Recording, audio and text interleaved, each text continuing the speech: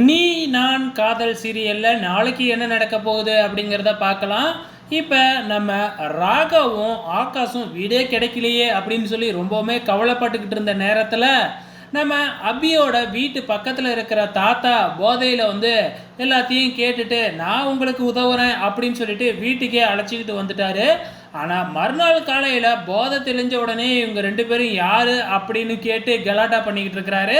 ஆனாலும் அந்த பாட்டிக்கு எல்லா உண்மையும் தெரியும் இல்லையா? ஸோ எப்படியோ சமாதானப்படுத்திடுறாங்க.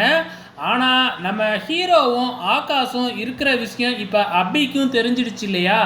எப்படியாச்சும் இங்கேருந்து அவங்க ரெண்டு பேர்த்தையும் விரட்டிடணும், இல்லைனா அக்காவோட கல்யாணத்தில் ஏதாச்சும் ஒரு பிரச்சனை வந்துடும் அப்படின்னு முடிவு பண்ணி எப்படியாச்சும் அவங்கள இந்த வீட்டில் தங்க விடக்கூடாது அப்படின்னு சொல்லிட்டு பார்த்தீங்கன்னா தாத்தா கிட்ட சொல்கிறாங்க. ஆனால் தாத்தாவால் பாட்டியை மீறி எதுவுமே செய்ய முடியாது இல்லையா? ஸோ பாட்டி பார்த்திங்கன்னா நம்ம ஆகாஷுக்கும் ஹீரோவுக்கும் தான் சப்போர்ட் பண்ணுறாங்களாட்டுக்கு. இருந்தாலும் தாத்தா அவங்க ரெண்டு பேர்த்தையும் நான் எப்படி விரட்டுறேன் பாரு அப்படின்னு சொல்லிட்டு அபிக்கு சப்போர்ட் பண்ணுற மாதிரி வெளியில் சொல்லிவிட்டு அங்கே உள்ளார போன உடனே கண்டிப்பாக ஹீரோவுக்கும் ஹீரோவோட தம்பிக்கு தான் ஹெல்ப் பண்ணுவார்னு நினைக்கிறேன்.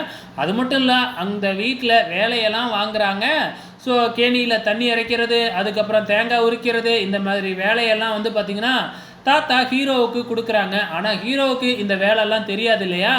ஸோ இதெல்லாம் பார்த்துட்டு நம்ம ஹீரோயின் பார்த்திங்கன்னா பயங்கரமாக ஹீரோவை கலாய்க்கிறாங்க. ஸோ இது கொஞ்சம் காமெடியாக தான் போகும், கொஞ்ச நாள் ரொம்ப இன்ட்ரெஸ்டிங்காகவும் போகும். வெயிட் பண்ணி பார்க்கலாம்.